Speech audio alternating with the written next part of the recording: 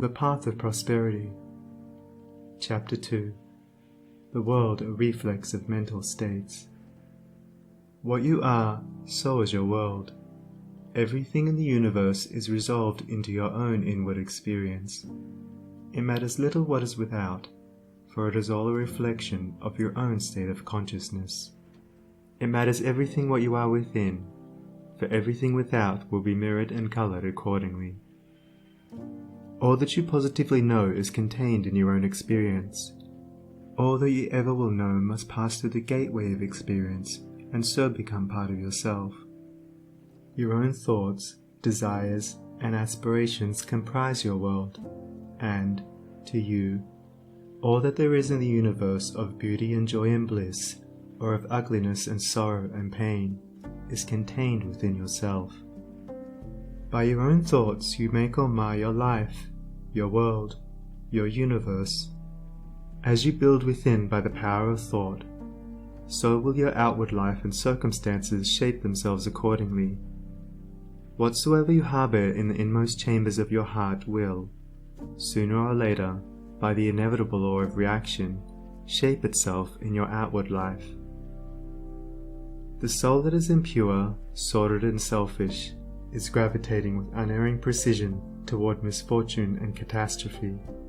The soul that is pure, unselfish and noble is gravitating with equal precision toward happiness and prosperity. Every soul attracts its own, and nothing can possibly come to it that does not belong to it.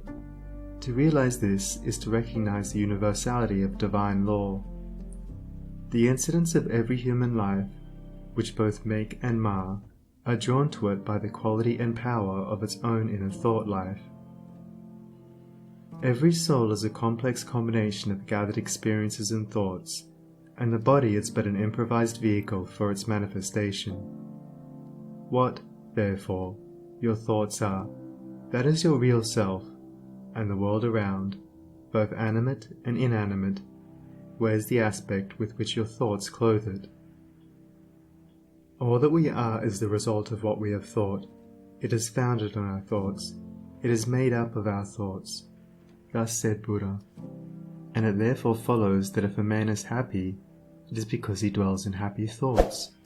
If miserable, because he dwells in despondent and debilitating thoughts.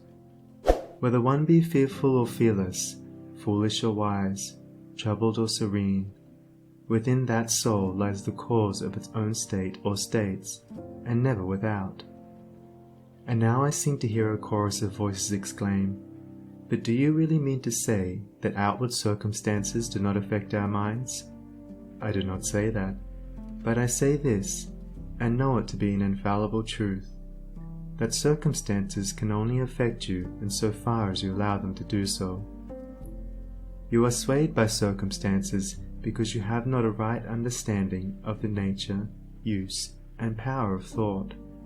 You believe, and upon this little word belief hang all our sorrows and joys, that outward things have the power to make or mar your life. By so doing, you submit to those outward things, confess that you are their slave, and they your unconditional master. By so doing, you invest them with a power which they do not, of themselves, possess, and you succumb, in reality, not to the mere circumstances, but to the gloom or gladness, the fear or hope, the strength or weakness, which your thought sphere has thrown around them. I knew two men who, at an early age, lost the hard-earned savings of years. One was very deeply troubled, and gave way to chagrin, worry, and despondency.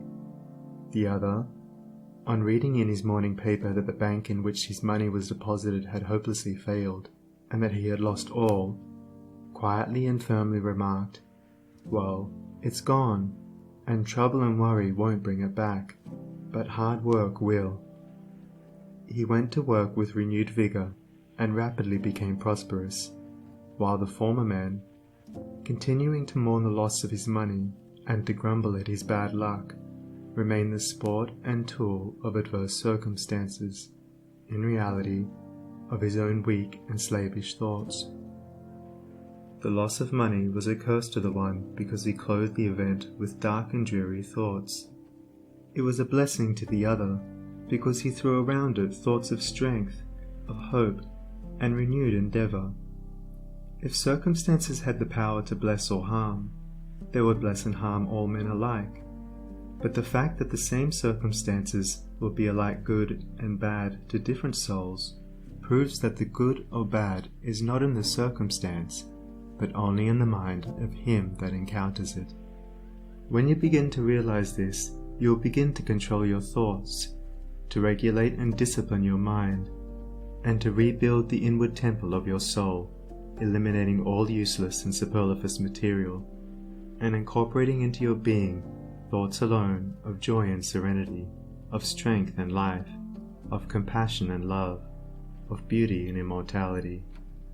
And as you do this, you will become joyful and serene, strong and healthy, compassionate and loving, and beautiful with the beauty of immortality. And as we clothe events with the drapery of our own thoughts, so likewise do we clothe the objects of the visible world around us, and where one sees harmony and beauty, another sees revolting ugliness. Thank you for watching this video. Let me know in the comments if you liked it. Remember to subscribe, like and share it to your friends. See you on the next video.